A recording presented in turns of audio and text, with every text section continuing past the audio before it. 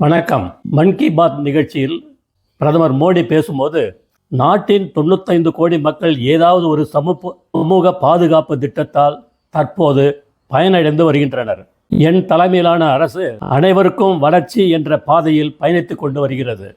காங்கிரஸ் ஆட்சியில் இருந்தபோது 25 கோடி மக்களே பயனடைந்தனர். சர்வதேச தொழிலாளர் அமைப்பு சமீபத்தில் ஒரு முக்கியமான அறிக்கையை வெளியிட்டது. அதில் இந்தியாவின் 64% அதிகமான மக்கள் ஏதேனும் ஒரு சமூக பாதுகாப்பு திட்டத்தால் பயனடைந்து வருகிறார்கள் என தெரிவிக்கப்பட்டது. சமூக பாதுகாப்பு என்பது உலகின் மிகப்பெரிய திட்டங்களில் ஒன்று. நாட்டில் தற்போது 95 கோடி பேர் ஏதாவது ஒரு சமூக பாதுகாப்பு திட்டத்தால் பயனடைந்து வருகின்றனர். சுகாதாரம் முதல் சமூக பாதுகாப்பு வரை ஒவ்வொரு துறையிலும் நம் நாடு சிறந்து விளங்குகிறது.